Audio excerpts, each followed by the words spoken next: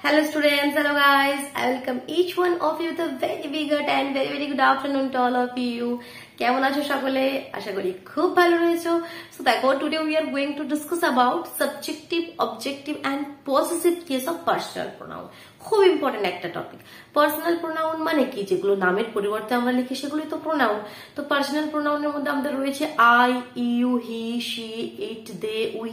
তো এই personal pronoun গুলোর সাবজেক্টিভ কেস রয়েছে, আবার অবজেক্টিভ কেস রয়েছে, একটা পজিটিভ কেস রয়েছে। তো কি এই ব্যাপারগুলো সমস্ত কিছু আমরা ডিটেলসে জানবো।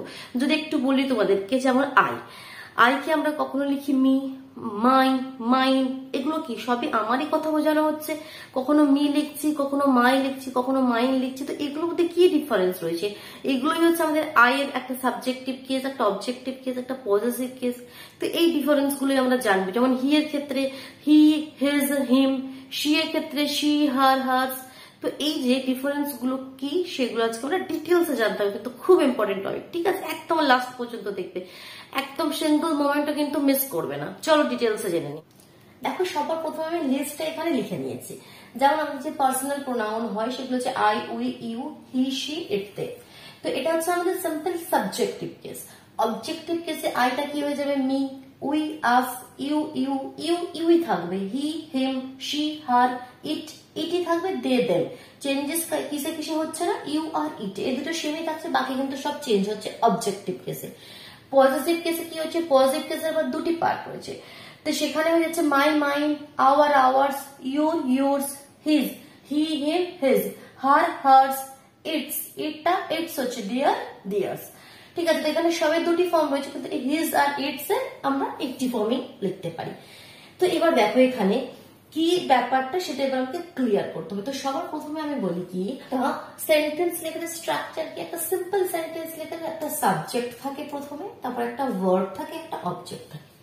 একটা নর্মাল সিম্পল সেন্টেন্স লেখা, এটা আমাদের স্ট্রাকচার, সাবজেক্ট, ভার্ব আর অবজেক্ট। তার আগে আরেকটা কথা বলে দিই, যে সাবজেক্টিভ কেস এটা অনেক সময় লেখা থাকবে কি নমিনেটিভ কেস। তো একই নাম কিন্তু সাবজেক্টিভ কেস বা নমিনেটিভ কেস, এটা কোনো আলাদা পার্ট নয়। তো এখানে কনফিউজ হবে না, ঠিক আছে? এটাই আমাদের নমিনেটিভ কেস হিসাবেও লেখা থাকে, এনসি। তো এবার যেটা বলছিলাম কি, সাবজেক্ট, ভার্ব আর অবজেক্ট।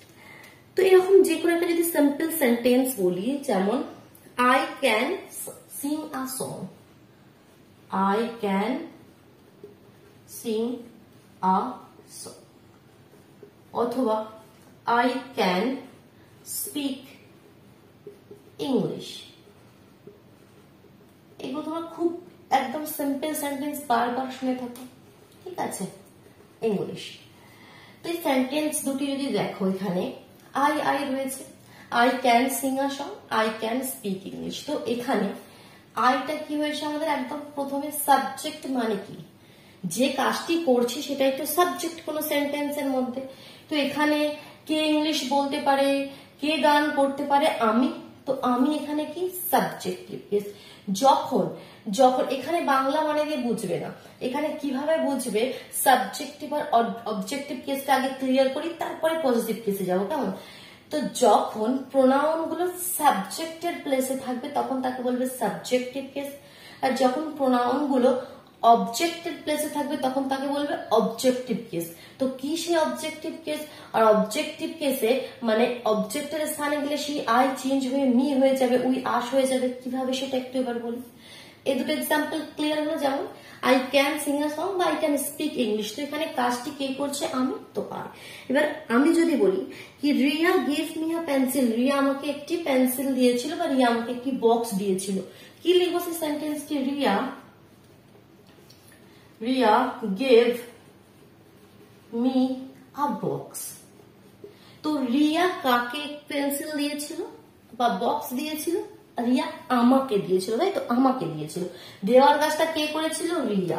রিয়া সাবজেক্ট, দেওয়ার কাজটা করেছিল রিয়া। রিয়া সাবজেক্ট, কাকে দিয়েছিল? আমাকে দিয়েছিল। তো এখানে এই যে মি, এটা হচ্ছে আমাদের অবজেক্টের জায়গায় রয়েছে, অবজেক্টের প্লেসে।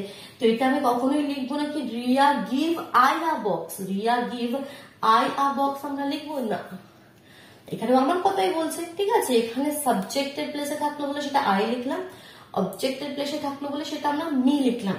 এক্সাম্পল গুলো আমরা জানি, বাট এর মধ্যে যে এত কিছু ব্যাপার আছে এটা আমরা জানতাম না। আমরা সিম্পল লিখে দিলাম কি Riya gave me a box, Riya gave me a pencil. তো এই মিটা কেন হলো, সেটা হচ্ছে আই এর অবজেক্টিভ কেস, ঠিক আছে, কারণ সেটা অবজেক্টের প্লেসে রয়েছে। সিমিলারলি আরেকটা এক্সাম্পল, যেমন mom gave me a chocolate, mom gave me a chocolate, মা আমাকে একটি চকোলেট দিয়েছিল। তো সিম্পল দেওয়ার কাজটা মা করছে, তো সেটা সাবজেক্টের প্লেসে। কাকে দিয়েছে, আমাকে দিয়েছে, তো সেটা অবজেক্টের প্লেসে রয়েছে, সেটা মি হয়ে গেল। She asked me a question, clear, এরকম ভাবে। তো সিমিলারলি উই আর আশের ক্ষেত্রে যখন সেন্টেন্সের মধ্যে উই বা আস কি এখানে আমাদেরকে বোঝাচ্ছে, তো যখন সেন্টেন্সের মধ্যে এই আমাদেরকে বোঝানোর কথাটা যেটা সাবজেক্টের প্লেসে থাকবে, মানে আমরা কিছু বলছি বা আমাদের কাজটা সেটা প্রথমে থাকবে, তো সেক্ষেত্রে আমরা উই লিখবো। আর যখন সেটা অবজেক্টের প্লেসে থাকবে আস লিখবো। তোমরা বাংলা মানে দিয়ে অনেকে বুঝতে চাও, তার আগে আমি উই আর আসটা স্টার্ট করার আগে আরেকটা ক্লিয়ার করে দিই কথা। যেমন তোমরা অনেকে বলছো আমি মানে কি, এখানে আমি ইংলিশ বলতে পারি, আমি গান করতে পারি, তো বাংলার ক্ষেত্রে আমি থাকলে আমি লিখবো। আর she give me a box, সে আমাকে একটি বক্স দিয়েছে বা আমাকে কিছু দিয়েছে, তো আমাকে। মম গিভ মি আ চকোলেট, মা আমাকে একটি চকোলেট দিয়েছে। তো বাংলার ক্ষেত্রে আমাকে থাকলে মি লিখবো, কিন্তু সবসময় যে আমি আর আমাকে দিয়ে থাকবে তারও কিন্তু মানে নয়। কেমন কেমন একটা চেঞ্জ করে দেখিয়ে দিই। I have to go, I have to go, কি এর মানে, আমাকে যেতে হবে। তাহলে এখানে আই এর মিনিং কি হয়ে গেল, আমাকে। এটা কি তাহলে আমাকে বলে মি লিখবে না, বাংলা মানেতে যাবে না, ঠিক আছে, বাংলা মানে কনফিউজড করবে। সিম্পল মনে রাখবে, সাবজেক্টের প্লেসে থাকলে সেই প্রোনাউনটা যদি কোনো কাজটি করছে সাবজেক্ট কর্তা, তাহলে সেটা এই ফর্ম গুলো হবে। অবজেক্টিভ প্লেসে থাকলে এই ফর্ম গুলো হবে। ক্লিয়ার? এবার যেটা বলছিলাম উই আর আস, তো তার জন্য আমি এখানটা একটু মুছে দিই, এটা আমার কোনো প্রয়োজন নেই। দেখো সিমিলারলি যেটা বলছি উই আর আস, তো উই আর আস দিয়ে মানে আমাদের কথা বোঝাচ্ছে এমন কোন একটা সেন্টেন্স, সিম্পল ঠিক আছে একটা সেন্টেন্স বলে we should ওবে hour elders, we should ওবে hour elders, মানে কি না, উই শুড মানে আমাদের কি উচিত, ওবে আওয়ার এল্ডার্স, বড়দের কথা মান্য করা উচিত, তাই তো, বড়দের কথা শোনা উচিত। তাহলে উই মানে কাদের শোনা উচিত, আমাদের শোনা উচিত। তাহলে আমাদের কথাটা এখানে যেটা রয়েছে সেটা সাবজেক্টের প্লেসে রয়েছে, প্রথমে রয়েছে, যার জন্য আমরা কি লিখলাম, উই। আবার যদি বলি Riya gave us pencil boxes, Riya আমাদেরকে পেন্সিল বক্স দিয়েছিল, আমাদের বড়দের কথা শোনা উচিত, তাহলে আমাদের প্রথমে আসছে। এবার বলছি রিয়া আমাদেরকে পেন্সিল বক্স দিয়েছিল, কে দিয়েছিল, রিয়া, রিয়া সাবজেক্ট, তখন আমরা কি হয়ে গেল অবজেক্টের প্লেসে। কিভাবে লিখবো, রিয়া গেভ আস, রিয়া গেভ আস বক্সেস, বা পেন্সিল বক্স যেটা বললাম সেটাও লিখতে পারো, পেন্সিল বক্সেস, রিয়া আমাদেরকে পেন্সিল বক্স দিয়েছিল, সেখানে আস্কটা এটা কি অবজেক্টের প্লেসে চলে এলো, আমরাই অবজেক্টের প্লেসে চলে এলাম, যার জন্য আমি উই আর লিখবো না, Riya gave we pencil boxes, না, Riya gave us pencil boxes. Clear? এটা হয়ে গেল উই এর অবজেক্টিভ কেস, যখন আমরা অবজেক্টের প্লেসে রয়েছি। ক্লিয়ার করতে পারছো? ইউ এর ক্ষেত্রে আমার কোনো চেঞ্জ হবে না। অসুবিধা হলে কিন্তু অবশ্যই কমেন্ট বক্সে জানাও, আমার ভালো লাগলে কিন্তু অবশ্যই লাইক করে দাও, কেমন? তো দেখো ইউ এর যেটা বলছিলাম, তো ইউ এর ক্ষেত্রে কেন চেঞ্জ হবে না, দেখি দুটো এক্সাম্পল দিতে হবে, নাহলে তো তোমরা শুনবে না, তোমাদেরকে প্রমাণ চাই। চলো প্রমাণ দিই। যেমন ইউ আর গুড বয় অথবা গার্ল, যেটা আমরা সিম্পল বলি কি ইউ আর আ গুড বয়, বা মেয়েদের কথাও লিখি, নাহলে মেয়েরা আবার ক্ষুণ্ণ হবে। ইউ আর আ গুড বয় অথবা গার্ল, ঠিক আছে। তো এখানে ইউটা কি তুমি, ইউ আর গুড বয় আর গার্ল মানে কি তুমি ভালো মেয়ে অথবা ভালো ছেলে, তো তুমি এখানে কি তোমার কথাটি বলা হচ্ছে, ভালো ছেলে মেয়ের কথাটি তুমি, তো তুমি এখানে সাবজেক্ট কেসে রয়েছে, সাবজেক্টের প্লেসে রয়েছে, তো ইউ লিখলাম, তাই তো। এবার এই তুমি যদি অবজেক্টের প্লেসে যায়, তুমি যদি কোথায় যায়, অবজেক্টের প্লেসে যায়, রাম তোমাকে চড় মেরেছিল, রাম তোমাকে চড় মেরেছিল, তো এখানে চড় মারার কাজটা কে করছে, রাম, রাম তো সাবজেক্ট, এখানে এখানে তুমি তো সাবজেক্ট নয়। রাম চড় মারার ইংরেজি কি, স্ল্যাপড, SLAPPED,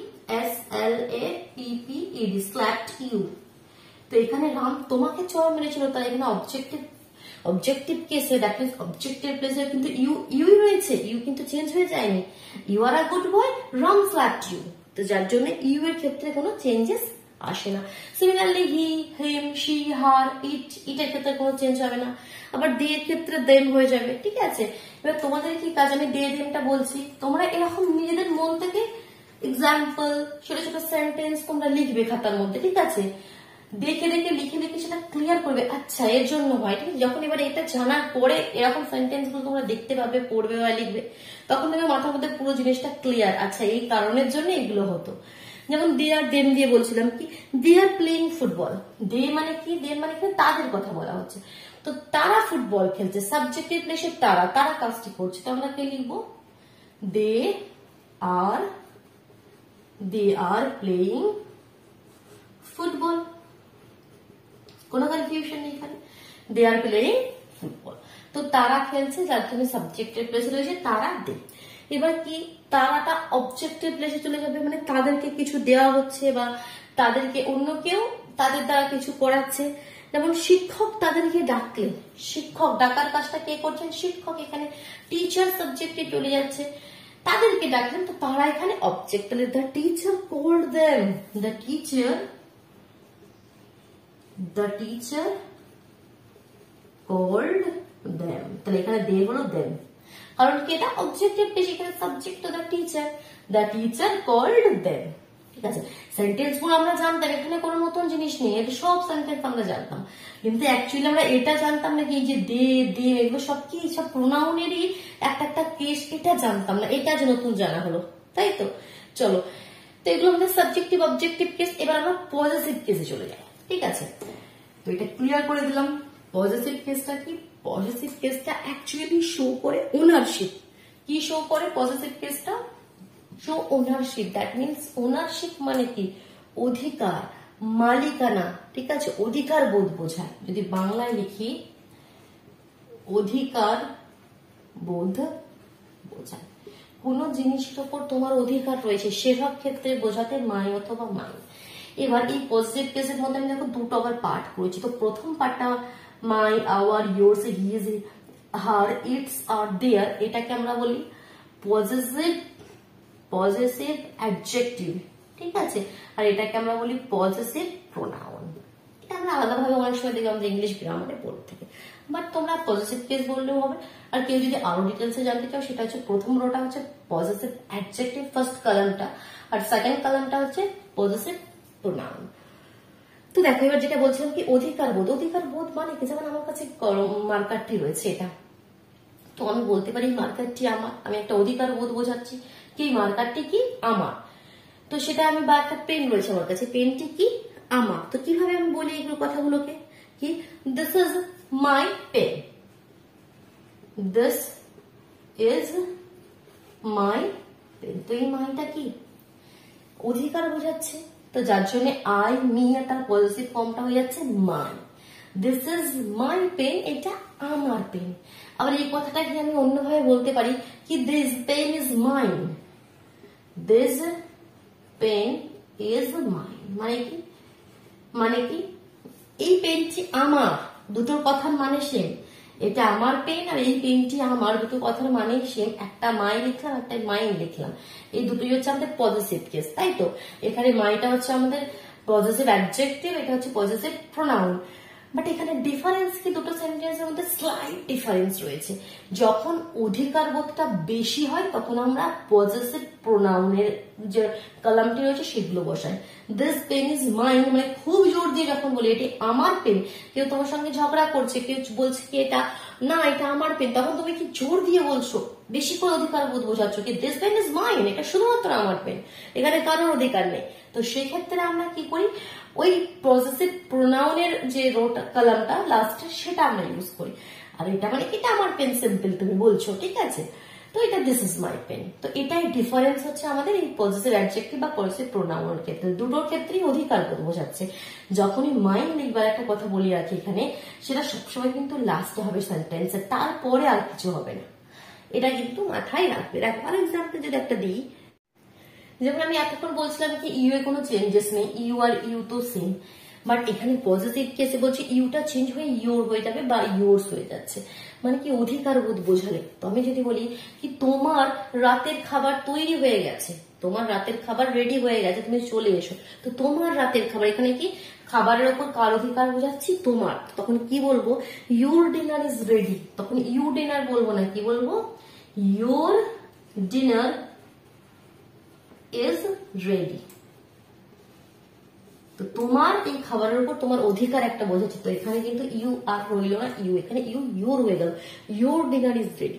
একটা হ্যান্ড রাইটিং রয়েছে, সেটা দেখে বলছি এটা কি তোমার হ্যান্ড রাইটিং, এটা অধিকার বোধ হয়েছে, এটা কি রাইটিংটা কি শুধু তোমার, এটা কি তোমার hand writing, is this hand writing yours, এটা কি তোমার হ্যান্ড রাইটিং। একজন খুব ভালো হ্যান্ড রাইটিং করে, খুব খারাপ এক জায়গায় হ্যান্ড রাইটিং করেছে, তো দেখে বলছি এটা তোর হ্যান্ড রাইটিং, এরকম হ্যান্ড, এটা তোর, ঠিক করে বল এটা তোর। তো সেরকম is this hand writing yours, is this handwriting yours?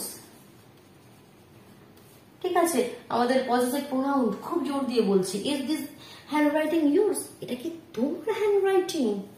বোঝা গেল, ক্লিয়ার হলো, কনফিউশন থাকছে কি, থাকলে কি করবে, এটাকে আবার রিপিট করবে, ভিডিওটাকে আবার রিপিট করবে, খাতার মধ্যে লিখবে, ছকটি বানাবে, এক্সাম্পল তো আমি এখানে কয়েকটি দিলাম, গোটা স্টেপ দিলাম, তো তোমরা নিজে থেকে আরো অনেক অনেক এক্সাম্পল লিখবে, প্র্যাকটিস করবে, ঠিক আছে। আর অবশ্যই কমেন্ট বক্সে জানাবে কেমন ভালো লাগলো, তাহলে অবশ্যই ভিডিওটিকে লাইক করে দিও, আর নিজের বন্ধুদের মধ্যে শেয়ার করে দিও, আর যদি চ্যানেলে নতুন হয়ে তাহলে চ্যানেলটি সাবস্ক্রাইব করে বেল আইকনটি প্রেস করে নিও, তবেই তো নোটিফিকেশন গুলো পাবে তোমরা, কেমন। চলো টাটা।